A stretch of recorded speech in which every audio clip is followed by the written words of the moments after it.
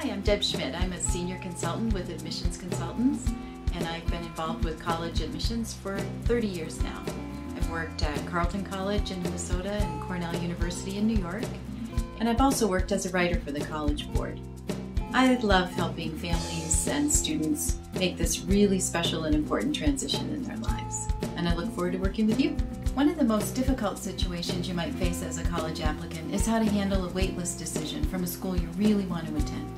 Should you bombard the school with additional material, hoping that something you send will convince the school to admit you? Or should you just sit tight, fearing that submitting additional unsolicited material will annoy the admissions committee? The golden rule is, follow the instructions from the admissions committee. If the school says that you should not send in additional material, then you should abide by their policy. Even though you're anxious to let them know how interested you are, disregarding their request will not play to your advantage. While you want to remain in contact with the school while you're on the wait list, you need to be careful not to overdo it. When I was working at Carleton, we once had an applicant submit 10 additional letters of recommendation, hoping to convince us that he would attend. I was convinced he would attend, but I was also concerned about the kind of student he would be once he arrived on campus. We always suggest an applicant remain positive and thoughtful while on a wait list. Many people who are placed on the wait list and aren't accepted decide to apply to transfer to that school a year or two later.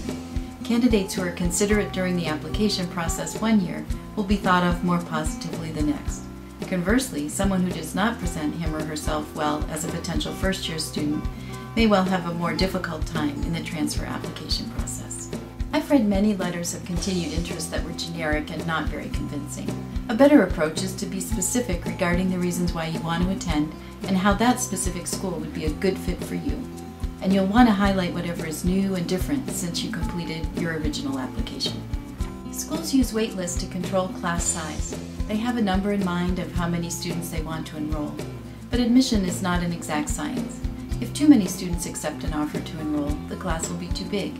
And if too few accept, it will be too small. To avoid the latter scenario, admissions offices maintain a waitlist.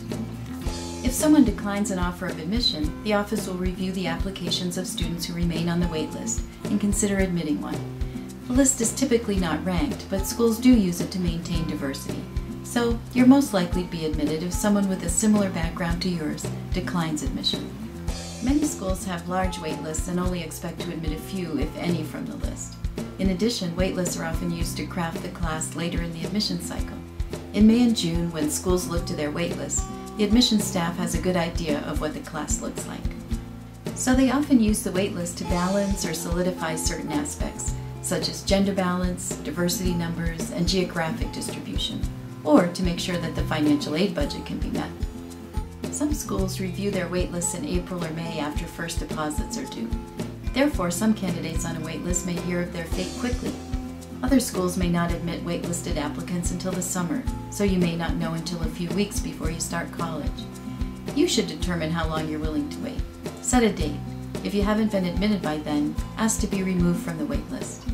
In any event, you'll want to pay your deposit to enroll at a college to which you've been admitted by the May 1 candidate's reply date, just to be sure you have a spot. You'll be expected to forfeit that deposit if you're offered a spot off the wait list at your first choice school.